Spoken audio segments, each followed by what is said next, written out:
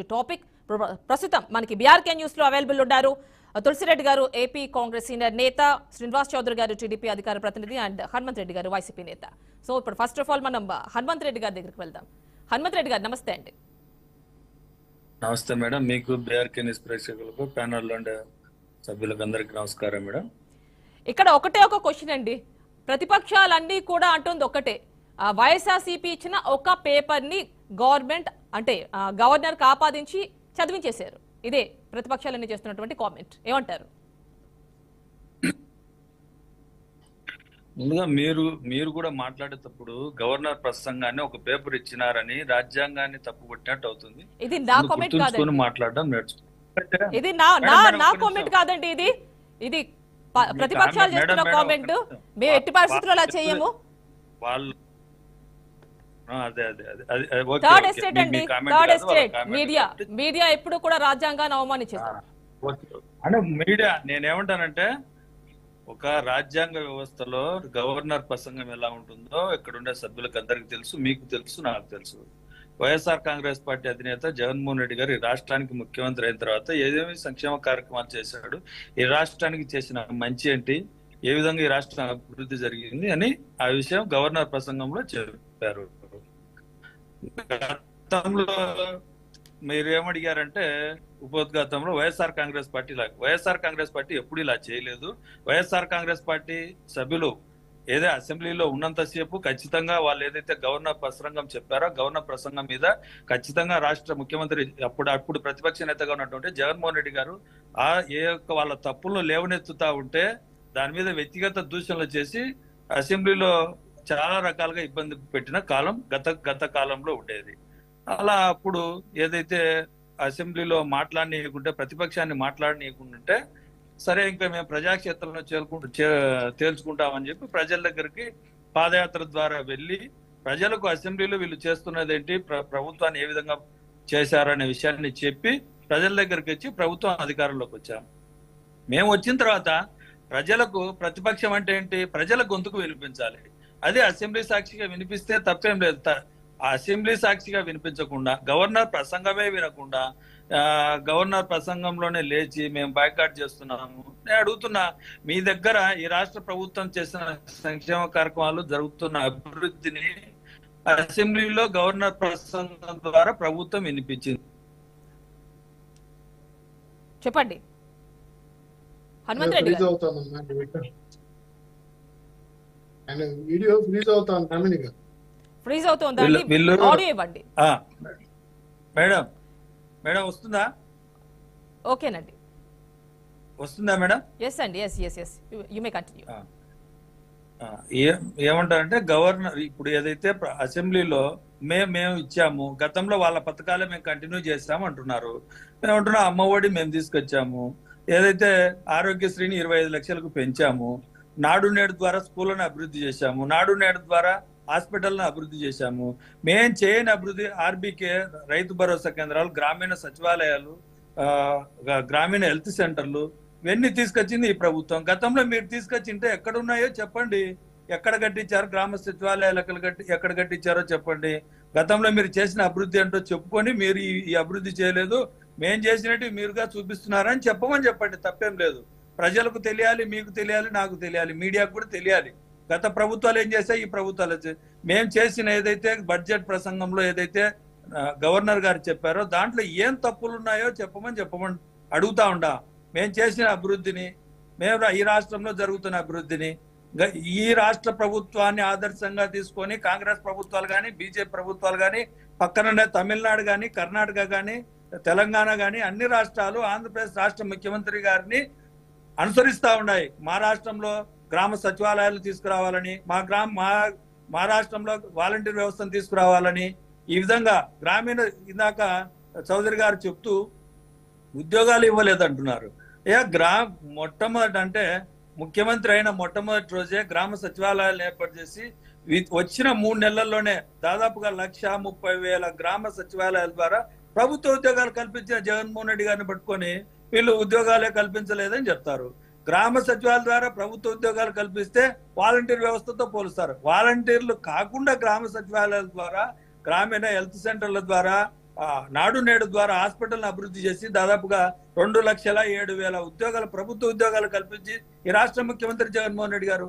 మేము చేసింది చెప్పుకుంటా ఉన్నాం, మాది చేసింది చెప్పాలంటే చాలా ఉంది, అదంతా చెప్పాలంటే చాలా టైం పడుతుంది. నేనేమంటున్నా, మీరు ప్రతిపక్షం అంటే ఏంటి? ప్రజల గొంతుకు వినిపించాలి. వాళ్ళకు అబద్ధాలు చెప్పి విషయాన్ని ఎక్కించి మేము వస్తే ఇది చేస్తాము, అది చేస్తాము, ఈ రాష్ట్రంలో ధరలు పెరిగాయి 29 రాష్ట్రాల్లో, దేశంలోని 29 రాష్ట్రాల్లో ఏ రాష్ట్రంలో అయినా సరే ఆంధ్రప్రదేశ్ కంటే తక్కువ అంటే చూపించమని చెప్పండి. తప్పుడు మాటలు, తప్పుడు వాగ్దానాలు. కాంగ్రెస్ పార్టీ కూడా ఈ మధ్యన ఏం నడుచుకుందంటే రాజశేఖర రెడ్డి గారి పాలన కంటే రాజశేఖర రెడ్డి పాలన తీసుకురాలేదు అంటున్నారు. అయ్యా, రాజశేఖర రెడ్డి గారు 2 అడుగులు వేస్తే జగన్మోహన్ రెడ్డి గారు 10 అడుగులు వేసాడనే విషయాన్ని తెలంగాణ ముఖ్యమంత్రి రేవంత్ రెడ్డి చెప్తా ఉన్నాడు. అయ్యా, వాళ్ళ ఆయన 4 టీఎంసీలు తీసుకుపోతే జగన్మోహన్ రెడ్డి గారు 8 టీఎంసీలు తీసుకుపోయేదానికి ప్రయత్నం చేస్తా ఉన్నాడు, కేసీఆర్ అడ్డుకోలేదని చెప్తా ఉన్నాడు. మేము వీళ్ళు ఏం చెప్తారు? చంద్రబాబు వాళ్ళ గురువు రేవంత్ రెడ్డి గురువు ఏం చెప్తాడు? చంద్రబాబు నాయుడు గారు ఏం చెప్తారు? రాయలసీమ ద్రోహి జగన్మోహన్ రెడ్డి అని చెప్తాడు. వాళ్ళ శిష్యుడు ఏం చెప్తాడు? రాయలసీమకు న్యాయం చేసేదానికి, ఆంధ్రప్రదేశ్ కు న్యాయం చేసేదానికి కాలువల ద్వారా నీళ్లు తీసుకుపోతాడు శ్రీశైలం నుంచి అని వాళ్ళు చెప్తా ఉన్నారు. అంటే వీళ్ళు చేసిన చెప్తా ఉన్నారు. హనుమంత్ రెడ్డి గారు, వీళ్ళు నిరసన అంటే టీడీపీ వారు నిరసన తెలిపింది కూడా ఎస్పెషల్లీ కొన్ని పాయింట్స్, అంటే పోలవరం ప్రాజెక్ట్ ఎంతవరకు వచ్చింది, మీ హయాంలో ఎంతవరకు కంప్లీట్ చేయగలరు, అంటే వాళ్ళు ఆల్రెడీ స్టార్ట్ చేశారు, మీరు ఎంతవరకు చేశారని అడుగుతున్నారు. అండ్ కడప స్టీల్ ప్లాంట్ గురించి కూడా అడుగుతున్నారు, జగన్మోహన్ రెడ్డి సొంత ప్లేస్. మేడం, మీరు మంచి క్వశ్చన్ అడిగారు. పోలవరాన్ని ఇప్పుడు చంద్రబాబు నాయుడు గారు 9 సంవత్సరాలు ఉమ్మడి ఆంధ్రప్రదేశ్ లో ముఖ్యమంత్రిగా ఉంటే పోలవరాన్ని మొదలు పెట్టలే, పోలవరాన్ని చేయలే. ఆనాటి ముఖ్యమంత్రి డాక్టర్ వైఎస్ రాజశేఖర రెడ్డి గారు 2004లో ప్రజా పరిపాలన అందించేటప్పుడు పోలవరానికి సంబంధించిన పోలవరాన్ని ప్రారంభించింది ఆయన. పోలవరానికి అనుమతులు రాకుండాంటే పోలవరం కంటే ముందు కెనాల్స్ తవ్వియాలని కెనాల్స్ తవ్వించిన ఘన చరిత్ర ఆ రాష్ట్రం అప్పుడు ముఖ్యమంత్రి వైఎస్ రాజశేఖర రెడ్డి గారిది. ఆ లెగసీని ఆ తర్వాత 2014 తర్వాత 2009 ఆయన చనిపోయిన తర్వాత పోలవరాన్ని పక్కన పెట్టేసింది ఆనాటి కాంగ్రెస్ ప్రభుత్వం, ఏదే సోనియా గాంధీ ప్రభుత్వం. పక్కన పెట్టేస్తే ఆ తర్వాత 14 నుంచి 19 వరకు ఏదైతే చంద్రబాబు నాయుడు గారు ముఖ్యమంత్రి అయితే దాన్ని పోలవరాన్ని ఏటీఎం గా వాడుకొని పోలవరాన్ని డైలీ అంటే ఎవరైతే కాంట్రాక్టర్ పనిచేశారో వాళ్ళే చెప్తా ఉన్నారు చంద్రబాబు నాయుడు గారు డబ్బు దండుకోవడానికి పోలవరాన్ని వాడుకున్నారనే విషయం నేను చెప్పడమే కాదు, ఆ కాంట్రాక్టర్ చెప్పారు, ఈ దేశ ప్రధానమంత్రి నరేంద్ర మోడీ గారు చెప్పారు. ఆ విషయాన్ని పోలవరాన్ని ఏటీఎం గా మార్చుకున్నాడు చంద్రబాబు నాయుడు గారు అనే విషయం. పోలవరంలో ఏదైతే పోలవరాన్ని పోలవారంగా మార్చి అక్కడికి వెళ్ళి అక్కడ పనులు జరుగుతా ఉంటే వాళ్ళకంతా డిస్టర్బెన్స్ చేసి ఇజ్జేని ఇంజనీర్లు చెప్పేదాన్ని వినకుండా ఈయన సొంత పనులు చేసి దాంట్లో ఆ ప్రాజెక్టు వెనుకబడిపోవడానికి చంద్రబాబు నాయుడు గారు కారణం.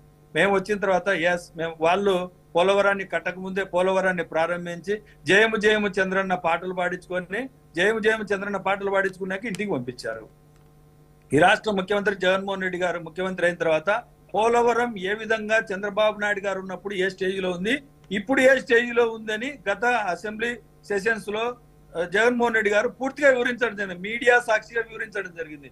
మీరు తులసిరెడ్డి గారు లేకుంటే శ్రీనివాస్ చౌదరి గారు వస్తే నేను తీసుకెళ్లేదానికి పోలవరానికి అంతకుముందు ఎప్పుడేం కట్టారు, రాష్ట్ర ముఖ్యమంత్రిగా డాక్టర్ వైఎస్ రాజశేఖర రెడ్డి గారు ఉన్నప్పుడు ఏం చేశారు, ఆ తర్వాత కిరణ్ కుమార్ రెడ్డి ఏం చేశారు, ఆ తర్వాత చంద్రబాబు నాయుడు గారు ఏం చేశారు, జగన్మోహన్ రెడ్డి గారు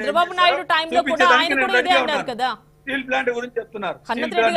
చంద్రబాబు నాయుడు టైంలో కూడా ఆయన కూడా ఇదే అన్నారు, రండి నేను ఉచిత బస్సులు పోలవరం ఎక్కడి వరకు వచ్చిందో చూద్దాం అని. ఇప్పుడు మీరు కూడా అదే మేడం నేనేమంటానంటే నేను మీడియా సాక్షిగా చంద్రబాబు నాయుడు గారి మాదిరిగా నేనేమి గ్రాఫిక్స్ చూపాను, మీరు అక్కడ ఉండేదే చూపించుకోండి. ఇప్పుడు ఫోటోలు చంద్రబాబు నాయుడు గారు దిగిపోయిన నాటికి ఫోటోలు చూడండి, ఇప్పుడు జరుగుతున్న అక్కడ జరిగిన అభివృద్ధి చూడండి, అక్కడ జరిగిన ఏదైతే పోలవరం కట్టడాలను చూడండి.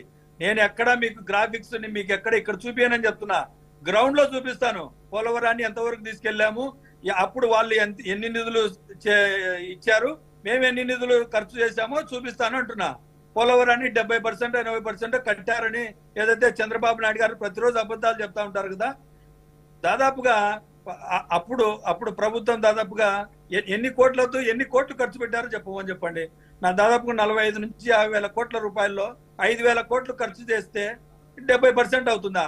70% 80% కావాలంటే 35,000 కోట్లు ఖర్చు పెట్టాలా? 5,000 కోట్లు 4,500 కోట్లు 5,000 కోట్లు ఖర్చు పెట్టి దాంట్లో హనుమంతరెడ్డి గారు. 70% చేశాను 80% అని చేస్తానంటే ఎలాగా? ఒకసారి తులసిరెడ్డి దాంతో గారి పాటు దగ్గరికి మీరు స్టీల్ ప్లాంట్ గురించి అడిగారు. స్టీల్ ప్లాంట్ గురించి అడిగారు. 2014 నుంచి 2019 వరకు ఆనాటి కాంగ్రెస్ పార్టీ ఏదైతే విభజిత ఆంధ్రప్రదేశ్ ను విభజించి ఏదైతే చట్టం చేయాల్సిన పనిని ఏదైతే ప్రత్యేక హోదాకు చట్టం చేయకుండా తెలంగాణని ఇచ్చి ఆంధ్రప్రదేశ్ ను అనాథ ఆంధ్రప్రదేశ్ గా మార్చిన ఆనాటి సోనియా గాంధీ గారు, ఆనాటి ప్రధానమంత్రి మన్మోహన్ సింగ్ గారు చట్టంలో రూపకల్పన చేయలే. ప్రత్యేక హోదాను స్టీల్ ప్లాంట్ ను ఒక చట్టం చేయకుండా ఊరికే ప్రధానమంత్రి ప్రసంగం చెప్పారు. ఆంధ్రప్రదేశ్ కు స్టీల్ ప్లాంట్ ఇస్తున్నాను, ఆంధ్రప్రదేశ్ కు పోలవరాన్ని కట్టించేదానికి కేంద్రంలో ఒక చట్టం చేస్తున్నాను, లేకుంటే ప్రత్యేక హోదా ఇచ్చేదానికి ఒక చట్టం చేయలేదు కాబట్టి ఈ రోజు ఈ పరిస్థితి ఆంధ్రప్రదేశ్ రాష్ట్రానికి ఈ పరిస్థితి ఉంది. 2014 నుంచి తెలుగుదేశం పార్టీ ఏదైతే ఆనాటి బీజేపీ నరేంద్ర మోడీ గారు, పవన్ కళ్యాణ్ గారు ముగ్గురు కలిసి రాష్ట్రానికి ప్రత్యేక హోదా 10 సంవత్సరాలు తీసుకొస్తానని చెప్పి ఆ తర్వాత ప్రత్యేక చట్టానికి ప్రత్యేక ప్యాకేజ్ ఒప్పుకునేది చంద్రబాబు నాయుడు గారు. మేము ఎక్కడ తప్పు చేయలే. మేము ఆ రోజు ప్రత్యేక హోదా కోసమే ఉన్నాం, ఈ రోజు ప్రత్యేక హోదా కోసం ఉన్నాం. ఏదైతే స్టీల్ ప్లాంట్ గురించి చెప్పారు, స్టీల్ ప్లాంట్ గురించి లాస్ట్ 2019 ఎలక్షన్ల ముందర వచ్చి కడపలో హనుమంతరెడ్డి గారు మేడం హనుమంతరెడ్డి గారు చాలా టైం తీసుకున్నారు. ఒక్కసారి తులసిరెడ్డి గారి దగ్గరికి వెళ్దాం, మళ్ళీ కంటిన్యూ చేద్దరు గారు. ఒకసారి వారికి